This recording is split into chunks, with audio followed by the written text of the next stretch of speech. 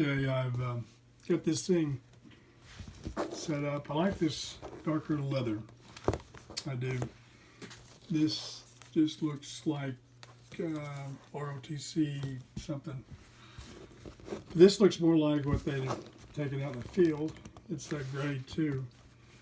And as it gets a little older, it'll get darker and darker, and I'll show you an example of it.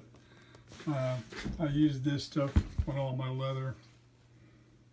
It does a great job on your holsters.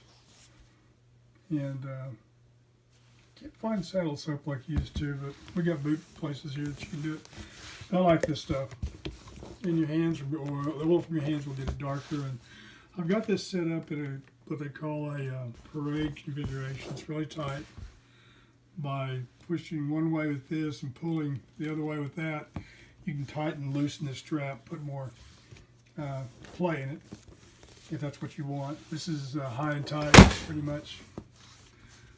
And on this end, it's ready right now to loosen up, or to take this frog off right here, move it right down here and loop it. This moves up, and you can tighten and loosen this around your left shoulder, or your off shoulder, non-shooting arm, and tighten that thing up, and it'll work as a brace for this puppy. It'll hold it up, this way, with it, right in here.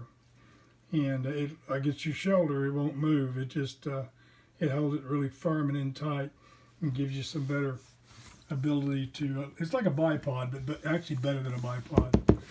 And I'll build a shadow box for this using my half-brother's war record. Put his silver star on there. He was captured at Corregidor and was a POW. He was MIA first, and then POW, then KIA, as he was in the hull or the bow of a ship, a prisoner ship that was being taken to Japan and was torpedoed by Allied, well, it was American U-boat, or not U-boat, but a submarine. But I'm going to put his, and my father-in-law's got a Purple Heart from World War II, and I'm going to put it up in his military record, both of them up there in the shadow boxes. That's period. And then I'm going to hang it on, like I do my other ones, just like I did this one. This is my Turkish Mauser, and it's got this, those frogs right there. This came with the rifle. It's with it. It's the original. And I hung them on these bayonets. I cut them off. They're those cheap AK bayonets. Figured a way to attach them. Cut them off in here, through, and then bolted them in. Built this. That's the rounds and the clip. Yes, clip. And that's the bayonet that actually goes on this Turkish Mauser. And I've done the same thing with a Mosin Nagant. Looks really cool. But that's what I'll build for this.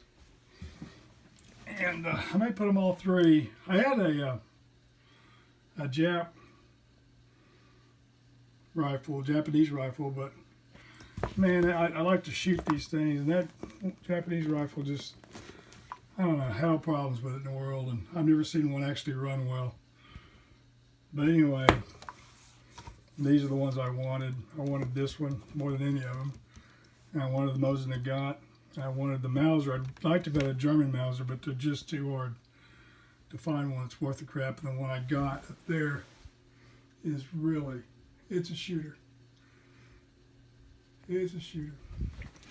Anyway, that's what I did today.